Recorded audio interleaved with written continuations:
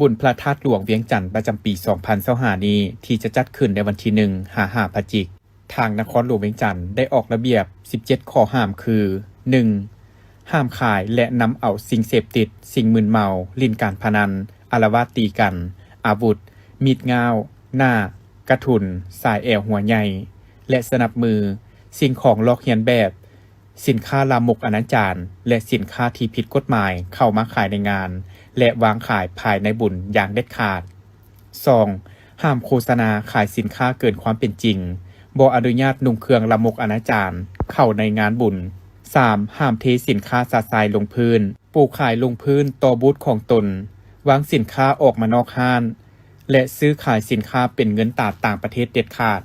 4. ห้ามบุคคลนิติบุคคลวัดสำนักงานองค์การปกครองบ้านวางสิ่งกีดขวางการสัญจรสถานที่วางแสดงขายสินค้าของคณะกรรมการจัดงานบุญ 5. สำหรับนักแสดงศิลปะในงานแต่ละจุดต้องแต่งกายและนุ่งเครื่องสุภาพเรียบร้อยให้ถูกต้องตามฮิตของประเพณีอันดีงามของลาวห้ามห่มผ้าอ้อมองค์พระธาตุหลวงเด็ดขาด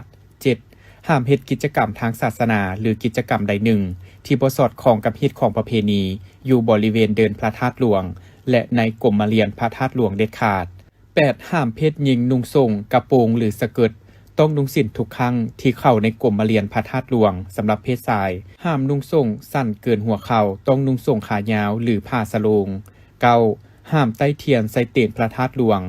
ตามระเบียงกรมเรียนหรือสิ่งก่อสร้างอื่นใต้ได้เฉพาะห่างเหล็กที่จัดสรรไว้ 10. ขบวนแห่พระศาสตร์เพิง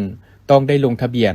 นำเอาแนวล้าวสร้างศาสตร์นครหลวงจึงมีสิทธิ์แห่เข้าไปภายในกรมเรียนพระธาตุหลวงได้รูปแบบพระศาสตร์เพิงต้องออกแบบตามประเพณีและห้ามนำเอาสิ่งประดิษฐ์ที่บ่แม่นพระศาสตร์เพิงเข้ามาในงานบุญเด็ดขาด 11. ห้ามพระสงฆ์แม่ชีแม่ขาวพ่อขาวนำเอาฝ่ายมัดแขนเครื่องสักการะบูชาอื่นมาวางเฮ็ดกิจกรรมทางพิธีศาสนาอยู่อ้อมรอบขอบเขตหัวด้านหน้าทางเข้ากรมเรียนเด็ดขาด 12. ห้ามสวยโอกาสขึ้นค่าเช่าห้องค่าบริการตามลำพังใจการเป็นนายหน้าจับจองห้องขายสินค้าและบริการเพื่อเก็งกำไรเด็ดขาด 13. ห้ามนำเอาเครื่องเสียงขนาดใหญ่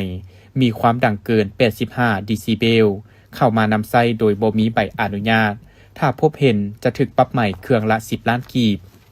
14. กิจกรรมทางด้านวัฒนธรรมการท่องเที่ยวเช่นขายอาหารเครื่องดื่มที่มีดนตรีเครื่องเสียงอยู่ขอบเขตบริเวณงานบุญต้องได้มาขออนุญาตนำแผนกวัฒนธรรมและการท่องเที่ยว 15. ห้ามบ่ให้นำเอาคนต่างประเทศมาโฆษณาสินค้าอยู่บรรดาห้างค้าบูธวางแสดงสินค้าและเวทีอื่นยกเว้นบรรดาประเทศนครเพื่อนมิตรที่ถูกเชิญเข้าร่วม 16. บรรดาห้างค้าขายจำหน่ายโฆษณาสินค้าทุกประเภทในขอบเขตบริเวณบุญพระธาตุหลวงห้ามแจกแผ่นพับโฆษณาสินค้าและสั่งสินเศษเหลือขี้เหงื่อสะสาย 17. ห้ามเปิดห้างบูธวางแสดงสินค้าในขอบเขตเดินพระธาตุหลวงหรือบริเวณอ้อมรอบกายเวลา 23 โมงเด็ดขาดบุคคลนิติบุคคลหรือภาคส่วนใดที่ฝ่าฝืนกฎระเบียบนี้และข้อกำหนดต่างๆที่ได้วางออกจะได้ถูกกล่าวเตือนศึกษาพรมกรณีสถานเบาและปรับใหม่ปฏิบัติวินัยตามสถานหนักหรือเบาของความผิดและตามระเบียบกฎหมายของรัฐในนี้กรณีมีการละเมิดระเบียบข้อกำหนดร้ายแรงแม้นจะบ่มีการกล่าวเตือนเจ้าหน้าที่สามารถเข้าจัดตั้งปฏิบัติได้เลยทุกคนต้องเป็นเจ้าการเฮ็ดเวียกงานป้องกันความสงบสุขนับถือกฎระเบียบฉบับนี้อย่างเข้มงวดถ้าหากผู้ใดละเมิดข้อห้ามใดหนึ่งแม้นจะถูกปรับใหม่แต่ 500,000 ถึง 10 ล้านกีบแล้วแต่กรณีนักหรือเบาถ้าพบเห็นการละเมิดต่อกฎระเบียบดังกล่าวขอให้แจ้งต่อคณะรับผิดชอบงานบุญหรือเจ้าหน้าที่ที่เกี่ยวข้องอยู่ภายในงานบุญและพามกรรมการพิธีจัดขึ้นในวันที่ 17 ตุลาคม 2025 ผ่านมา โดยเริ่มจากโรงเรียนมัธยมสมบูรณ์นาไซทองไปสำนักงานปกครองเมืองนาไซทองและระยะทาง 200 เมตรนำพาขบวนโดยพลตรีใส่ใจกุมศิษย์รองรัฐมนตรีกระทรวงป้องกันประเทศคณะรับผิดชอบระดับชาติจัดงานมหกรรมกีฬาแห่งชาติครั้งที่ 12 มีทานบุญจันทร์ 4 วงพันเจ้าแขวงเสียงขวางทานพลอยคำหุ่งบุญยวงเจ้าแขวงเสสมบูรณ์พร้อมด้วยบรรดาการนำเมืองนา ไซทองและภาคส่วนที่เกี่ยวข้องเข้าร่วมอย่างเป็นขบวนการฝึกฟื้นพ้นตีใส่ใจกรมศิษย์ได้ให้ฮู้ว่าการแห่แลนทวนไฟในครั้งนี้เป็นครั้งที่2สืบต่อจากเมืองสังทองเพื่อเป็นการแจ้งข่าวและปลุกระดมให้ทั่วสังคมพ่อแม่ประชาชนชาวนครหลวงจันทร์ก็คือบรรดาแขวงได้รับทราบและเป็นเจ้าการร่วมกันเพื่อเป็นเจ้าภาพที่ดีในการจัดงานแข่งขันกีฬาครั้งนี้ให้มีผลสำเร็จตามระดับคาดหมายการแห่แล่นทวนไฟจะกลายเป็นสัญลักษณ์แห่งความสามัคคีมิตรภาพอันเป็นปึกแผ่นและความเป็นจิตหนึ่งใจเดียวของคณะนำนักกีฬาจากบรรดาแขวงในทั่วประเทศพร้อมกันพัฒนาเวียกงานกีฬากายกรรมซึ่งเป็นหนึ่งใน5หลักมูลการศึกษาแห่งชาติและสร้างให้ได้นักกีฬาที่ดีเด่นในวงการกีฬาลาวก็คือการสร้างประสบการณ์และความเข้มแข็งให้นักกีฬาด้วยหลายรูปหลายสีสันสร้างเงื่อนไขยกระดับความสามารถของนักกีฬาให้เทียบทันกับระดับภาคพื้นและสากลพร้อมกันนั้นก็เพื่อสืบต่อสุขยูการสร้างขบวนการให้มีลักษณะต่อเนื่องและฝุดฟื้นทั้งเป็นการจัดงานมหกรรมกีฬากายกรรมในทั่วประเทศให้ประสบผลสำเร็จอย่างมีมากผลและจบงามสำหรับกิจกรรมแห่แล่นทวนไฟงานมหกรรมกีฬาแห่งชาติครั้งที่12ครั้งต่อไปจะจัดขึ้นในวันที่21ตุลาคม2025อยู่เมืองสีโคตะบองนครหลวงจันทร์งานมหกรรมกีฬาแห่งชาติครั้งที่12หรือนครหลวงจันทร์เกม2025จะจัดขึ้นอย่างเป็นทางการในวันที่15พฤศจิกายนที่จะมาถึงนี้ซึ่งก่อนจะจัดงานดังกล่าวคณะรับผิดชอบได้จัดกิจกรรมแห่และแล่นทวนไฟเริ่มแต่วันที่12ตุลาคมเป็นต้นมาจนถึงวันที่13พฤศจิกายน2025ซึ่งจะจัดอยู่แต่ละเมืองภายในนครหลวงจันทร์โดยได้เชิญตัวแทนจากบรรดาแขวงเข้าร่วม2แขวงต่อการแล่นทวนไฟ1เมืองส่วนพิธีขอทวนไฟศักดิ์สิทธิ์จะจัดขึ้นในวันที่14พฤศจิกายนและนำทวนไฟเข้าสู่พิธีเปิดงานอย่างเป็นทางการในวันที่15พฤศจิกายน2025วันที่14ตุลาคม2025กองบัญชาการปกส.เมืองไซธานีนครหลวงจันทร์ได้ศึกษาอบรมกลุ่มลินการพนันจำนวน45คนหญิง4คน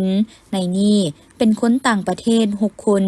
พร้อมเครื่องของกลางมีโต๊ะสนุกเกอร์1หน่วยตู้เกม8หน่วยเหรียญ10จำนวนหลายและรายการอื่นๆอีกจำนวนหนึ่ง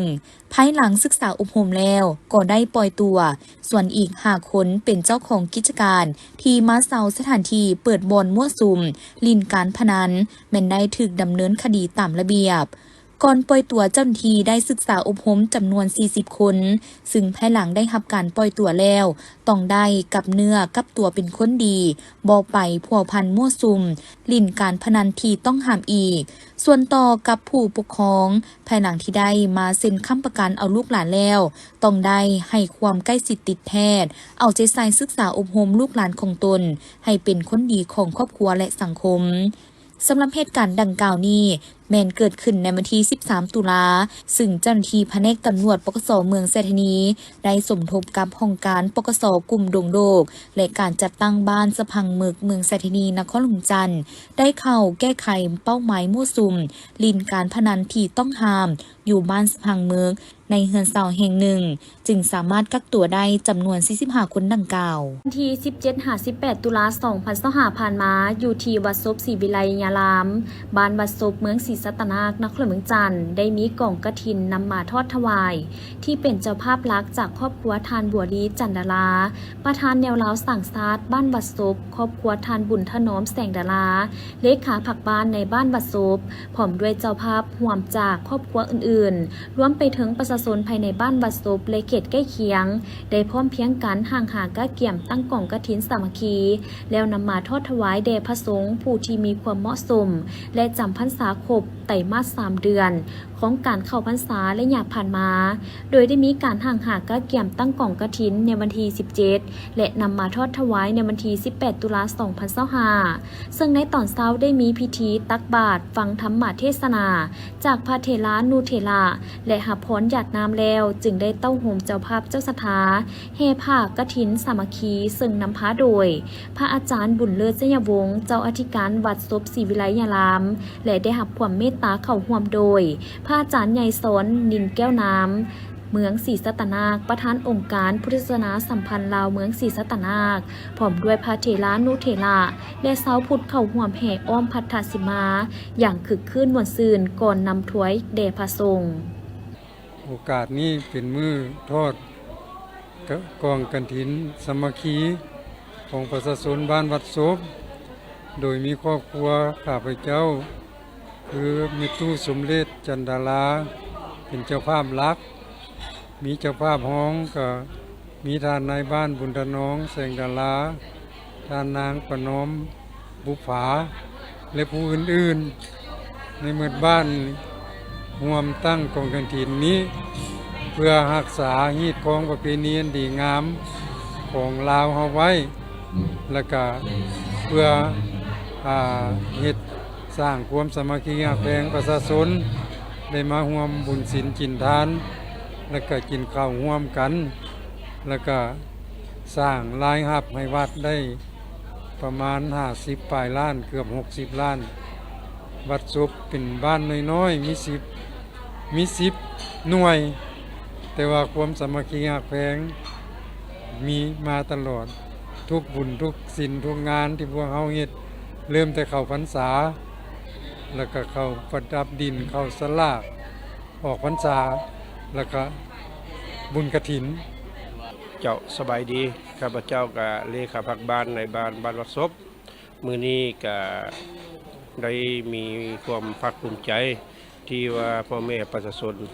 ชาวบ้านวัดศพหรือว่าบ้านอ้อมข้างของพวกเขาได้พร้อมเพรียงแห่งหน้าเฮ็ดบุญกฐินสามัคคีมื้อนี้ก็เป็นมื้อที่สำคัญที่สุดเพราะว่าเดือน10ของ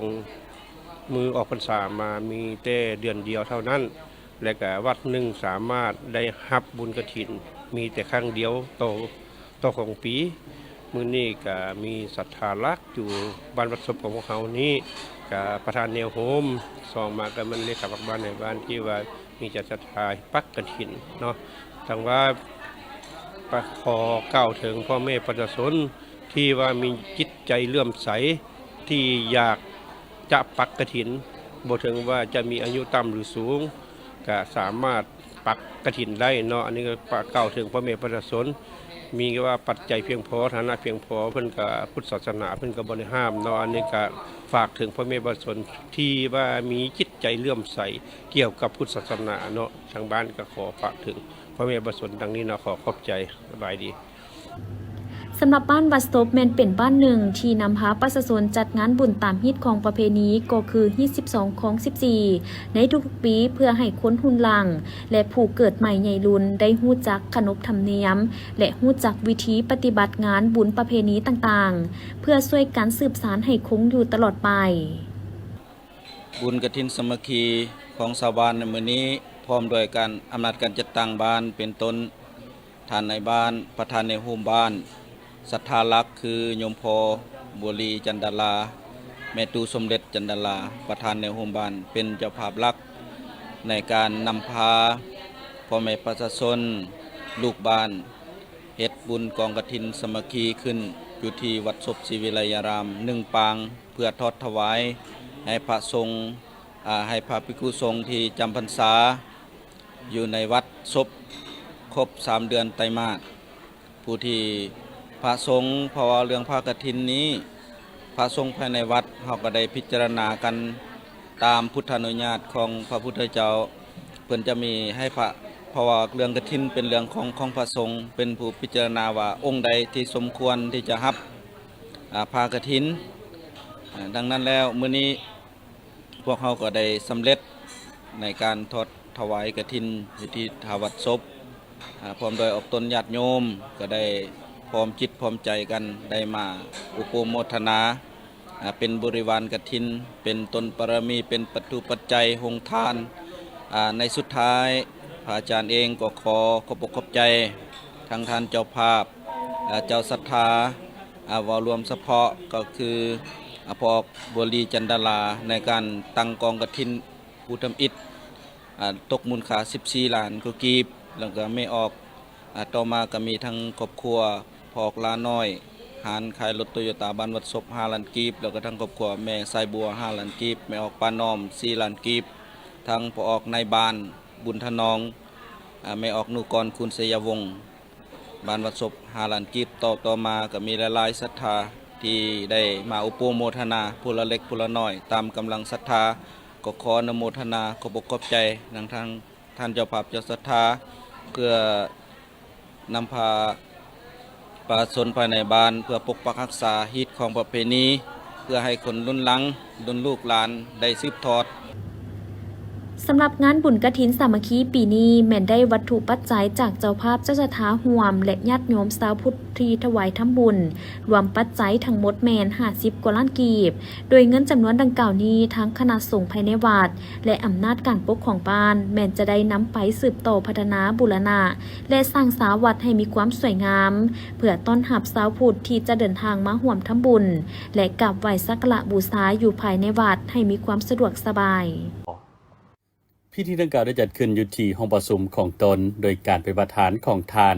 สุขสวัสดิ์วงภูมิเหล็กห้องเจ้าแขวงไสสมบูรณ์มีทานวันคำเก่งยาทรงกลัวหัวหน้าแผนกแห่งงานและสวัสดิการสังคมแขวงห้องประธานคณะกรรมการคนครัวนโยบายแขวงมีหัวหน้าห้องการแห่งงาน5ตัวเมืองตลอดฮอดผู้ตากนาผู้ที่ได้รับเงินนโยบายอุดหนุนจากเมืองและภาคส่วนที่เกี่ยวข้องเข้าร่วมในพิธีทานวันคำเก่งยาทรงกลัวได้ให้ฮู้ว่าตลอดระยะ9 เดือนที่ผ่านมาได้สั่งรวมรายชื่อบัญชีเป้าหมายรับนโยบาย114ทานนโยบายเงินอุดหนุนเทื่อเดียวผู้เสียชีวิตจำนวน402ทานนโยบายอุดหนุนเงินเปลี่ยนแทนโควต้าลด1ทานพร้อมกันนี้แขวงไสสมบูรณ์เห็นดีเอาเงินเกินแผนปฏิบัตินโยบายให้ 2,277 ล้านกว่ากีบในนั้นเมืองคม11ทานจำนวน225ล้านกว่ากีบเมืองถาโถม27ทาน581ล้านกว่ากีบเมืองล่องสาร65ทาน 1,261 ล้านกว่ากีบเมืองอนุวงศ์4ทาน75ล้านกว่ากีบเมืองลองแจง7ทานรวมมูลค่า133ล้านกว่ากีบนอกจากนี้ยังได้ยั่งยืนผลงานเพื่อหันสิทธิ์นำไซที่ดินรัฐคุ้มครองเป็นกรรมสิทธิ์ส่วนบุคคล2ทานอีกด้วยพร้อมกันนี้ได้รับฟังการผ่านข้อตกลงว่าโดยการอนุมัติห่วงเงินเกินแผนปี 2024 เข้าในการแก้ไขต่อหน้าพนักงานผู้ที่มีผลงานและคุณงามความดีต่อการปฏิบัติตามดำรัสว่าด้วยการปฏิบัตินโยบายในภารกิจหับไซการปฏิวัติศาสตร์ประชาธิปไตยฉบับเลขที่1121ทับจคสบโดยเป็นเกียรติกล่าวมอบของทานสุขสวัสดิ์วงภูมิเหล็กห้องเจ้าแขวงไสสมบูรณ์ในโอกาสดังกล่าวทานสุขสวัสดิ์วงภูมิเหล็กได้มีคำเห็นโอ้ลมต่อกับพิธีซึ่งทานได้แสดงความรู้บุญคุณมายังพนักงานอาวุโสผู้ที่มีผลงานดีเด่นในการปฏิบัติหน้าที่เวียกงานที่ผ่านมาและประกอบส่วนเหือแหงสติปัญญาผู้เสียสละและเป็นเจ้าการในการพัฒนาประเทศชาติพร้อมกันนั้นทานได้เรียกร้องให้แผนกแห่งงานและสวัสดิการสังคมแขวงและเมืองเอาใจใส่ในการค้นคว้าการปฏิบัตินโยบายให้ถูกต้องตามระเบียบการที่กำหนดไว้พร้อมทางปลุกระดมหักศาสตร์พัฒนาให้มีความอุ่นเอียงทุนเทียงสืบต่อที่ตามสุขยูบรรดาหาเมืองในการจัดตั้งปฏิบัติเวียกงานให้ไปรวมเดียวกันและเน้นหนักให้บรรดาผู้ที่ได้รับเงินนโยบายจงนำเอาเงินจำนวนดังกล่าวที่ได้รับไปนำใช้ให้เกิดผลประโยชน์สูงสุด100 ล้านกีบเพื่อเป็นการส่งเสริมผลสำเร็จของประชุมใหญ่ผู้แทนองค์คณะพรรคแขวงเวียงจันทร์ครั้งที่ 7และเพื่อโฆษณาส่งเสริมดึงดูดการท่องเที่ยวกระตุ้นเศรษฐกิจกระจายรายได้สู่ชุมชนโดยเฉพาะแม้นเพื่อเปิดการท่องเที่ยวฤดูแล้งก็คือระยะปลายฝนต้นหนาวที่จะมาถึงในวันที่1 พฤศจิกายน 2025ที่จะมาถึงนี้แดนสวรรค์น้ำเงิมรีสอร์ทบริษัทลาวซุนยูแอนพัฒนาจำกัดจะได้จัดงานบุญสวงเรือกีฬาประเภท12สีพายสิ่งคันทานเจ้าเมืองตุลคมขึ้นอยู่ที่อ่างน้ำเงิมเขตสัมปทานของบริษัทบ้านพลงามนาฟายเมืองตุลคมแขวงเวียงจันทร์สำหรับงานบุญที่จะจัดขึ้นในครั้งนี้มีหลากหลายกิจกรรมที่น่าสนใจและน่าไปท่องเที่ยวซึ่งนอกจากทานจะได้รับชมบรรยากาศการแข่งขันสวงเรือ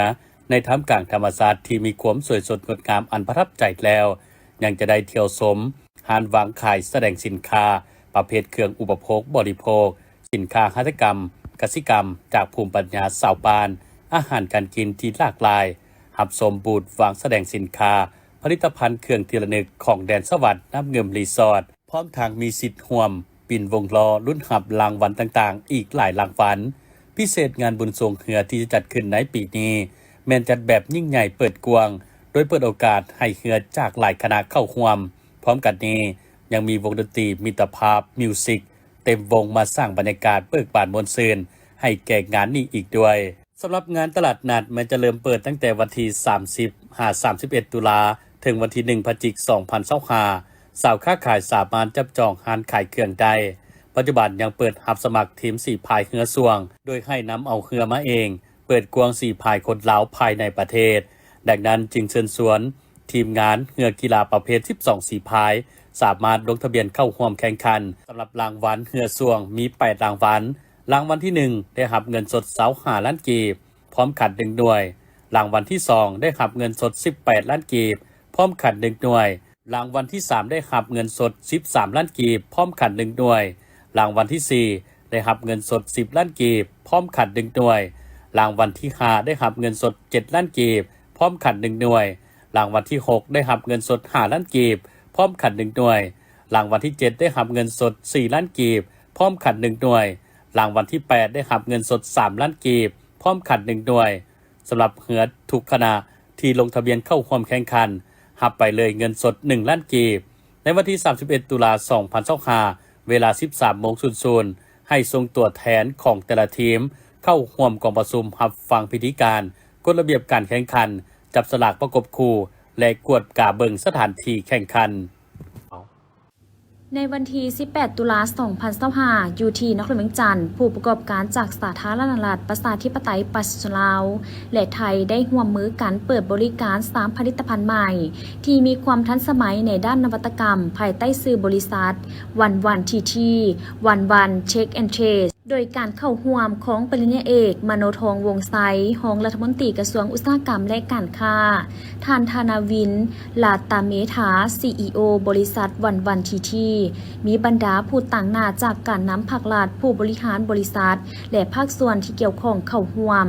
ท่านเกษดากุลบุตรผู้ร่วมธุรกิจฝ่ายลาวและผู้อำนวยการฝ่ายบริหารของวันทีทีได้กล่าวว่าบริษัทวันทีทีหรือวันเช็คแอนด์เทรสเป็นบริษัทเทคโนโลยีน้องใหม่ที่สร้างตั้งขึ้นจากการร่วมมือลาวไทย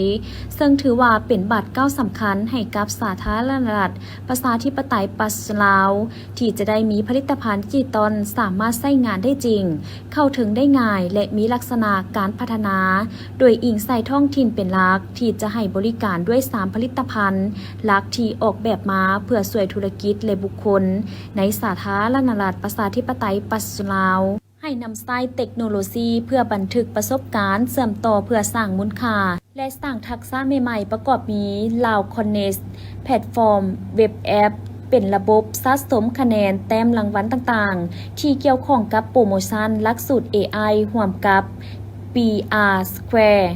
เป็นโครงการฝึกอบรมที่เข้าถึงได้ง่ายเพื่อเสริมสร้างทักษะด้านปัญญาประดิษฐ์และ Capture Boost เป็นตู้ถ่ายรูปแบบทันสมัยผู้ใช้สามารถพิมพ์รูปทันทีพร้อมทั้งหับรูปดิจิตอลผ่านการสแกน QR Code ซึ่งความมุ่งมั่นของบริษัทแม่นจะเน้นการพัฒนาให้สอดคล้องกับลักษณะท้องถิ่นสร้างขึ้นมาให้แทบเหมาะกับสาธารณรัฐประชาธิปไตยประชาชนลาวเฉพาะซึ่งสามารถรองรับได้2ภาษาสามารถใช้งานได้กับอุปกรณ์พื้นฐานและสร้างมูลค่าให้ลูกค้าได้ทันทีเป็นสิ่งจูงใจในการเพิ่มจำนวนคนมาใช้บริการอยู่สถานที่เพิ่มการมีส่วนร่วมและมีข้อมูลผลได้รับที่สามารถวัดแทกได้โอกาสนี้ปริญญาเอกมโนทองวงไซได้มีคำเห็นว่าการร่วมมือดังกล่าวนี้เป็นอีกบัตรก้าวหนึ่งที่สำคัญระหว่างภาคเอกชนลาวและไทยในการพัฒนาเทคโนโลยีเพื่อผลประโยชน์ให้กับประชาชนและธุรกิจในสาธารณรัฐประชาธิปไตยประชาชนลาวและถือว่าเป็นบัตรก้าวที่มีความหมายและมีความสำคัญต่อกับโครงข่ายเวียกงานการพัฒนานวัตกรรมดิจิตอลและเศรษฐกิจของลาวซึ่งรัฐบาลก็จะได้ให้การสนับสนุนต่อกับบรรดาโครงการร่วมมือระหว่างภาครัฐและเอกชนเพื่อส่งเสริมระบบนิเวศเทคโนโลยีภายในประเทศสวัสดีข้าพเจ้าชื่อว่าเกียรติสดาเนาะเจ้าเป็นผู้บริหารหรือว่าเป็น MD ของฝั่งวันที่ก็ถือว่าพวกเขานี่เป็นบริษัทเทคโนโลยีเนาะวันที่หรือว่าวันเทคแอนด์เทรดเป็นการร่วมมือกันทั้งฝั่งลาวและไทยในการนำเทคโนโลยีต่างๆ โดยเฉพาะเป็นเรื่องของ AI เรื่อง creativity โดยเฉพาะตัวที่สำคัญที่สุดของมื้อนี้ก็จะเป็นของฟังทีมงานพาร์ทเนอร์ไทยเราเนาะเอิ้นว่าลาว Connect ที่ร่วมกัน เพื่อสร้างระบบให้เอิ้นว่าให้กับ SME หรือว่าผู้ประกอบการตัวน้อยๆสามารถมีระบบ Data หลังบ้านมีระบบที่ใกล้เคียงกับระบบใหญ่ๆกับบริษัทใหญ่ๆได้ที่มาใช้อยู่ในลาวได้อันนี้ก็ถือว่าเฮาใช้ฟรีก็คือเป็นระบบลาว Connect เดี๋ยวให้ทุกคนไปติดตามเบิ่งเป้าหมายของพวกเขาก็แม่นว่าเขาอยากเป็นขวดเสื่อมต่อในการนำเอาเทคโนโลยีโดยเฉพาะจากภาคพื้นแล้วก็จากเน็ตเวิร์กที่พวกเขามีแหละเพราะว่าทางพวกเขาค่อนข้างมีเน็ตเวิร์กที่กว้างขวางแล้วก็มี expertise ในด้านเทคโนโลยีนี้เพื่อบางสิ่งบางอย่างเขาบ่ต้องเริ่มจากศูนย์ใหม่ทั้งหมดเขาอาจจะนำเข้ามาแล้วก็มาร่วมกันเพื่อคือจะว่าเขาจากที่เขาย่างอยู่เขาจะแล่นได้เลยโดยที่บ่ต้องเริ่มจากศูนย์เนาะอันนี้ก็คือเป็นวิสัยทัศน์ของพวกเขาครับก็สวัสดีครับผมชื่อธนวินนะครับเรียกว่าเต๋อก็ได้นะครับ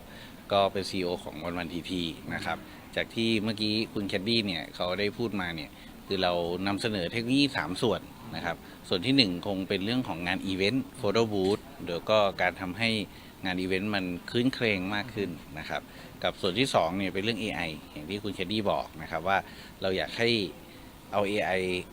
เป็นให้คนตัวเล็กเนี่ยสามารถทำงานได้เหมือนคนตัวใหญ่นะครับแล้วก็ส่วนที่3เนี่ยคือตัวแอป Lao Connect นะครับที่เราเปิดให้ใช้ฟรีแล้วก็เราอยากจะเป็นศูนย์รวมข้อมูลนะครับที่ช่วยพัฒนาประเทศในอนาคตได้แล้วก็ร้านค้าเล็กๆเนี่ยก็สามารถเข้ามาร่วมจอยกับเราได้รวมไปถึงแบรนด์ใหญ่ๆในอนาคตเนี่ย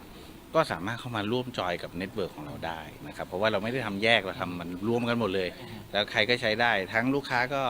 ได้ privilege ที่ดีกลุ่มร้านค้าก็จะสามารถทำงานได้มี Data ที่เอาไปทำงานได้นอกจากนี้ทานธานาวินลาตาเมธาอย่างได้เน้นถึงจุดพิเศษของการร่วมมือครั้งนี้ว่าการที่แลกเปลี่ยนความรู้ของเสี่ยวสารระหว่างไทยและลาวทางด้านโครงสร้างดิจิตอลร่วมกันแมนจะสร้างความเข้าใจอันลึกซึ้งกับตลาดท้องถิ่นได้ดีเพื่อปฏิบัติตามฮีตของประเพณีและสืบสานวิธีปฏิบัติให้คนรุ่นหลังได้รู้จักและเข้าใจกับบุญประเพณีลาวมาในวันที่ 18-59 ตุลา 2025อยู่ที่วัดบ้านสามัคคีไซเมืองเสียงเงินแขวงหลวงพระบางได้จัดงานบุญมหากฐินสามัคคีโดยการนำพานและเป็นเจ้าภาพหลักร่วมกันของคณะสงฆ์ศูนย์กลางการนำผักลาดและภาคส่วนนักธุรกิจนำพาโดยพระอาจารย์ใหญ่มหาเวทมเสนัยรักษาการประธานองค์การพุทธศาสนาสัมพันธ์แห่งสาธารณรัฐประชาธิปไตยประชาชนลาวที่ได้คนควยร่วมกับเจ้าศรัทธาตั้งกองกฐินอยู่ที่วัดศรีสะเกษนครหลวงจันทร์ตั้งแต่วันที่ 14-15 ตุลาแล้วนำไปทอดถวายให้แก่วัดบ้านสามัคคีไซเมืองเสียงเงินในวันที่ 18 ตุลา 2025โดยการนำพาคณะศรัทธาของพระอาจารย์ใหญ่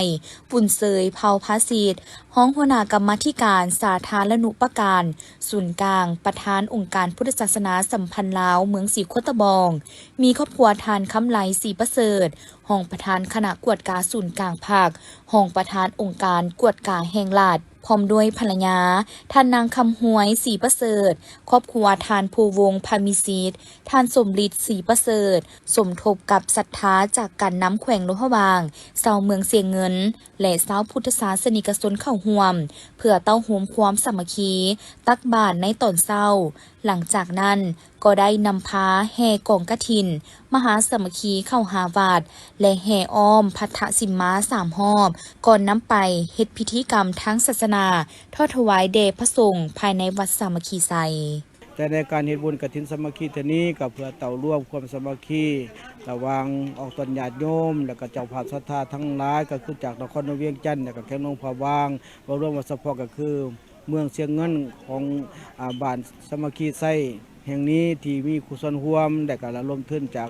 การนำผักลาดขันสูงกันยกตัวอย่างก็คือในทางนครเวียงจันทน์ก็โดยการนำผ้าของพระอาจารย์ใหญ่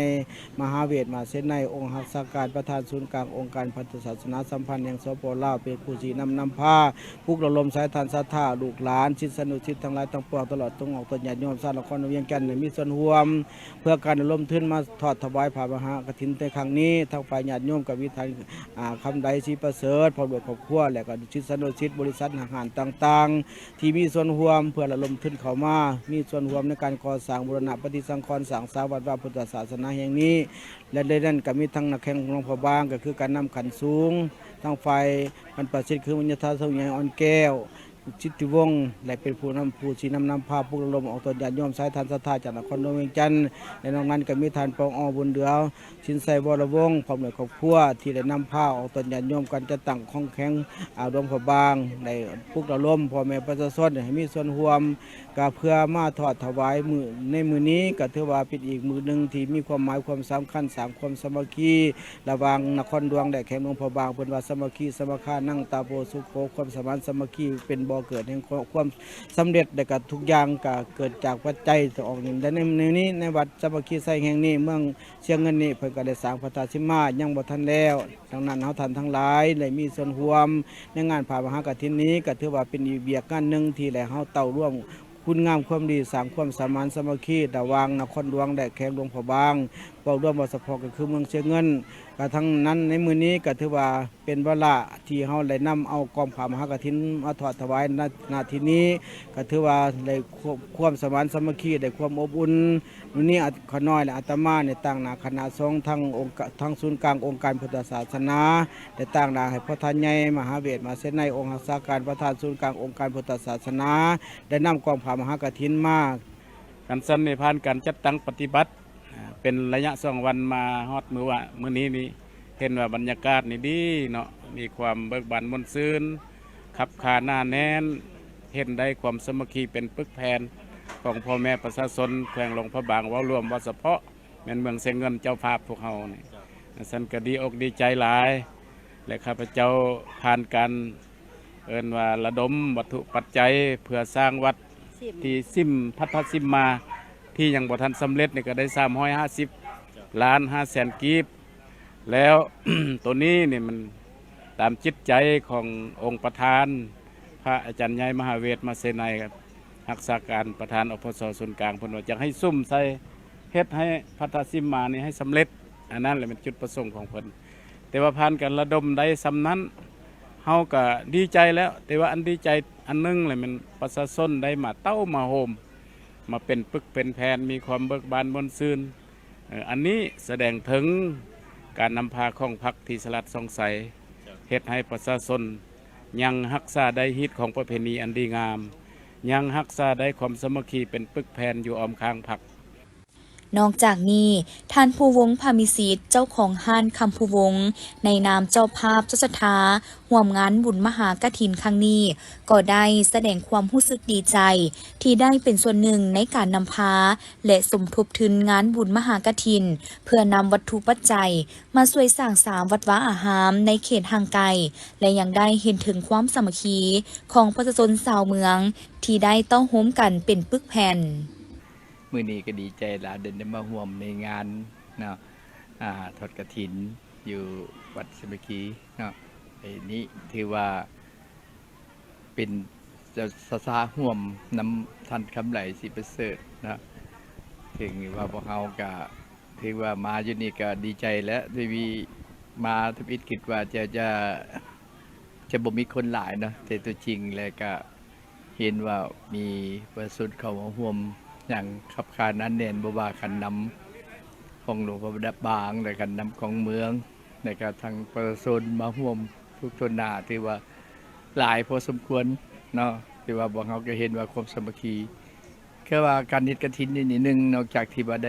ด้บุญดีแล้วเป็นต้นเม่นในกฐินนี่เพื่อสร้างศีลอีกยิ่งเป็นบุญที่ยิ่งใหญ่พอศีลนี่เม่นหลักของศาสนาพุทธเนาะไปได้สร้างศีลได้อย่างต่างๆจะได้บุญหลายตามศาสนาเพิ่นว่าเนาะแต่ว่ามันบ่แพงเพียงแต่ได้บุญแล้วบ่เฮายังได้ความสามัคคีความฮักแพง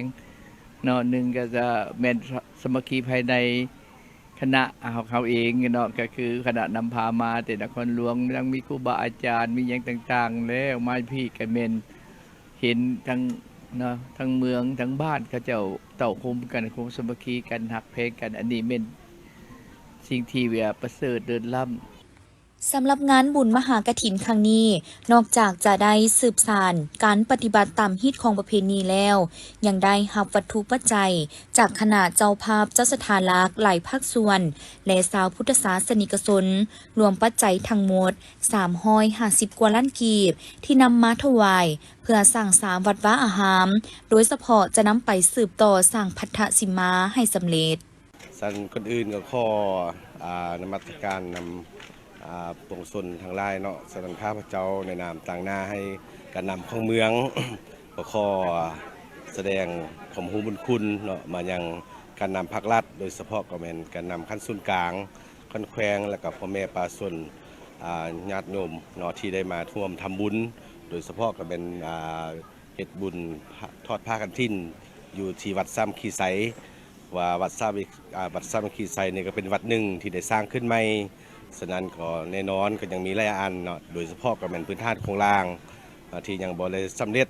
เป็นต้นก็เป็นอารามต่างๆเนาะฉะนั้นตัวนี้มันก็ได้เรียกร้องให้รายปัจจัยเนาะโดยเฉพาะก็เป็นทางด้านงบประมาณฉะนั้นตลอดระยะผ่านมาทางเมืองพวกเขาก็ได้ซุ่มใส่